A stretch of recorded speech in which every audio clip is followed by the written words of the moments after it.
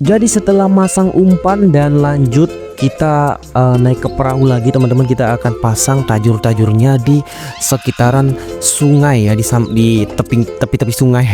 Jadi kita akan pasang semua tajur ini di sepanjang sungai ya. Jadi kita akan memilih untuk ke hulu. Kita akan mencari di huluan sungai teman-teman. Jadi kita akan pasang tajurnya di huluan sungai teman-teman. Ya sebenarnya kita nggak tahu tepatnya apakah ini menghasilkan, tapi dari segi air ini sebenarnya nggak rekomendasikan banget untuk nyari ikan sebenarnya, karena ya nggak bagus, nggak cocok sebenarnya. Tapi ya kita tetap maksa ya, seperti inilah anak-anak yang kurang kerjaan. Kasus. Jadi tajur atau pancing yang kami pasang teman-teman ada 28 pancing atau tajur. Jadi kita akan memasang tajur ini satu persatu di sekitaran sungai ini teman-teman ya. Dan ternyata di sekitaran itu udah banyak banget tajur yang mangkring ya, punya orang ya. Ada yang juga yang sudah dapat dan ada juga yang masih menunggu sama gitu. Jadi nggak cuman kita ternyata yang nahan gitu.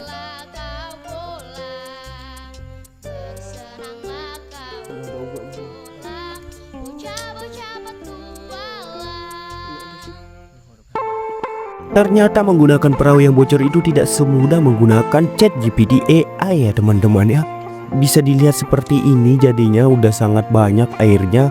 Ditambah kita harus sibuk untuk memasang tajur teman-teman. Jadi sangat-sangat ribet dan kasus. Ya beginilah prosesnya ya teman-teman ya. Jadi kita pasang satu persatu tajur ini di sekitaran sungai teman-teman. Hampir 2 jam kita memasang tajur ini dengan cara manual, tentunya gak ada yang otomatis, gak ada yang instan. Karena yang instan hanya Indomie doang, jadi jangan terlalu berharap. Hahaha, kasus. Jadi tugas masang tajur ini diambil alih oleh sepupu gua guys. Biasanya gue juga gantian, tapi gua gak sempat ngerekam diri gue sendiri kali.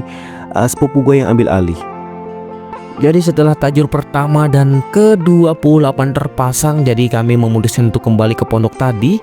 Lalu karena perut sudah keroncongan lapar, gua masak Indomie dan sepupu gua buka nasinya, karena gua nggak bawa nasi, hanya sepupu gua. Jadi kita akan unboxing dan makan.